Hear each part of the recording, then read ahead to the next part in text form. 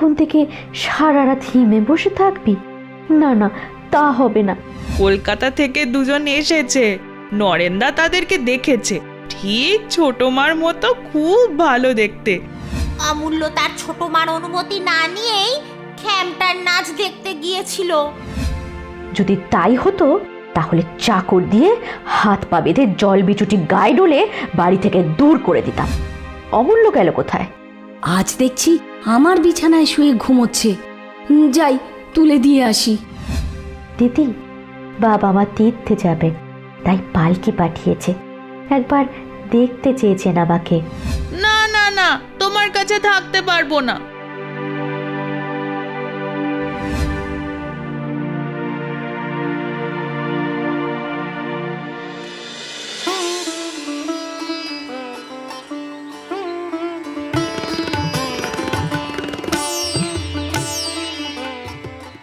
ছোট বউ, ও ছোট বউ, ধোপা এসেছে নাকি? এ কি, কোনো উত্তর এলো না। এই কি হয়েছে রে? অমন চুপ করে রয়েছিস কেন? অমূল্যর জামা থেকে পেলাম।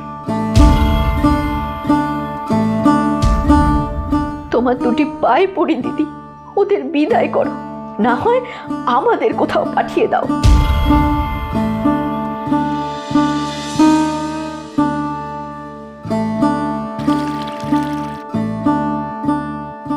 আমি খেলতে যাচ্ছি।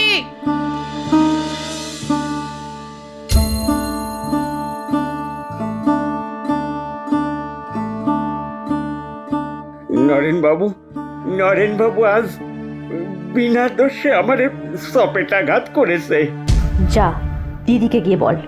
বিন্দুর হঠাৎ চুপ হয়ে যাওয়া, অমূল্যর খেলতে যাওয়াতে বাধা না দেওয়ার কারণ বাকিরা না বুঝলেও অন্নপূর্ণা তা ভালোই বুঝেছে। বিন্দুর মনের অবস্থা একমাত্র সেই উপলব্ধি করতে পেরেছে। অন্নপূর্ণা প্রবেশ করে বিন্দুর দু হাত চেপে ধরে। শোন শোন ছোট বউ, হাজার হোক সে তোরই ছেলে, একবারটি মাফ কর তাকে। না হয় আড়ালে ডেকে একটু ধমকে দে। আমার ছেলে নয় সে কথা আমিও জানি, তুমিও জানো। মিছে মিছে কথাগুলো বাড়িয়ে দরকার কি? আমি নই, তুই তার মা। আমি তোকেই তো দিয়েছি। যখন ছোট ছিল খাইয়েছি, পড়িয়েছি।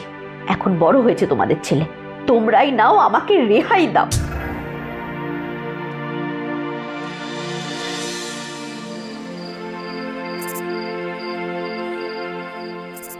এখানে কেন? যা যা এখান থেকে, যা বলছি।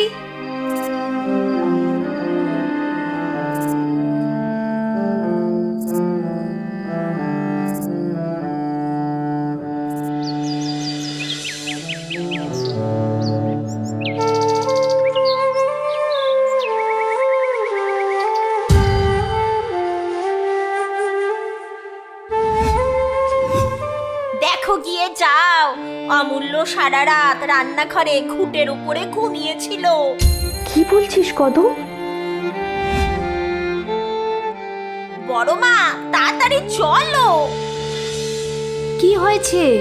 আসো তাড়াতাড়ি। রাত্রে বড় গিন্নি বুঝি তাড়িয়ে দিয়েছিল? ও থাকলে ঘুমের ব্যাঘাত হবে না? নিজের দোষ তুই পরের ঘাড়ে তুলে দিতে পারলেই বাঁচিস। বল ছোট বউ। সারা রাত কার্তিক মাসের হিমে, জ্বর তো আসবে। এখন জ্বর গেলেই বাঁচি। জ্বর হয়েছে? কই কই দেখি। থাক, আর দেখে কাজ নেই।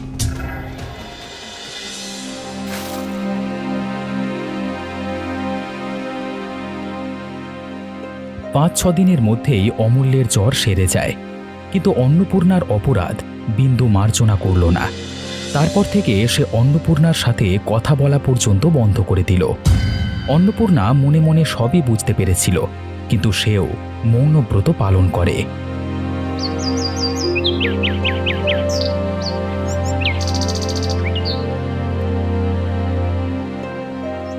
ছোট বউ, কি করছো? ঘর গোছাচ্ছি। এই মাত্র রান্নাঘর থেকে আসছি। বড় বউ আমাকে কি বলে জানো?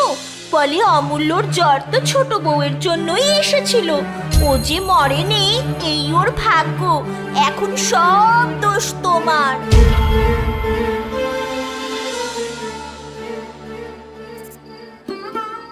বাবা অমূল্য, যা পড়ালাম বুঝতে পারলে তো? হ্যাঁ মাস্টার মশাই। মন দিয়ে পড়ো। আজ উঠি তাহলে।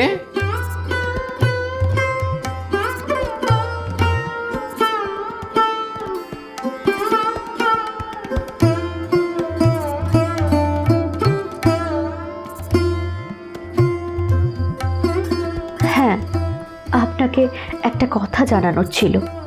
বলুন। কাল থেকে ও বাড়ি গিয়ে পড়াবেন। আচ্ছা।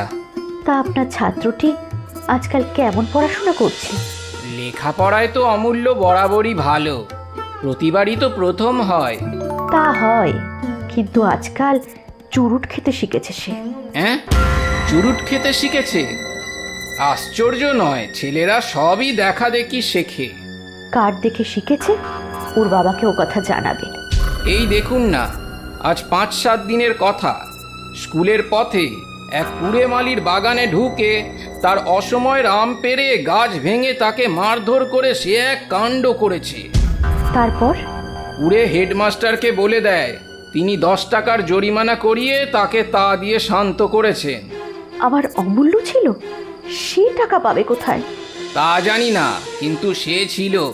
এবারই নরেনবাবুও ছিল, সঙ্গে আরও 3-4 জন স্কুলের বদমাস ছেলে। এ কথা আমি হেডমাস্টার মশাইয়ের কাছে শুনেছি। টাকাও আদায় হয়ে গেছে? হ্যাঁ, তাই শুনেছি। আচ্ছা, আপনি যান।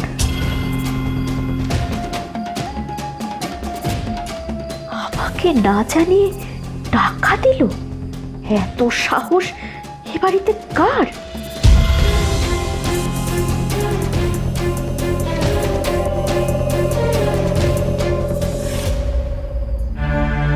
দিদি, এর মধ্যে অমূল্যকে টাকা দিয়েছো তুমি? কে বলল? সেটা দরকারি কথা নয়, দরকারি কথা হলো সেই বা কি বলে নিল, আর তুমি বা কি বলে দিলে। তুমি চাও না যে আমি তাকে শাসন করি, সেই জন্যই আমার কাছে লুকিয়েছ। অমূল্য আর যাই হোক, মিথ্যে কথা গুরুজনের কাছে বলবে না। তুমি জেনে শুনে দিয়েছ, সত্যি করে বলো। সত্যি। কিন্তু কিন্তু এইবারটা ওকে মাফ করে দে বোন, আমি মাফ চাইছি। একবারটি মাফ কর। একটিবার?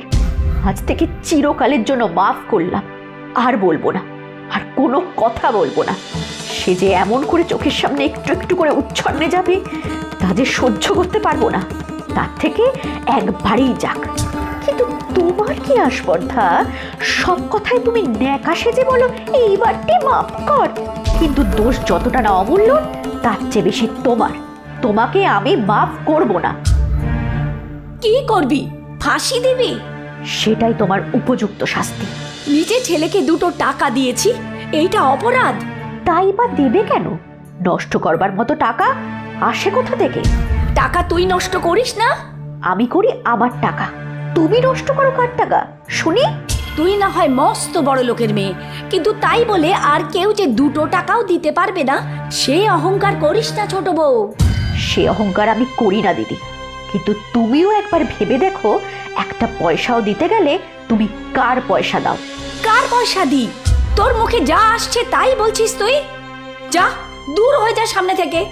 দূর আমি রাত পোহালেই হব, কিন্তু কার পয়সা খরচ করো সেটা দেখতে পাও না?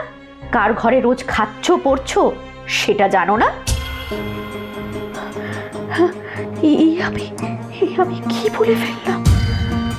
তোমার স্বামীর রোজগারে খাচ্ছি পড়ছি, আমি তোমার দাসী বাদী, আর উনি তো তোমার চাকর বাকর।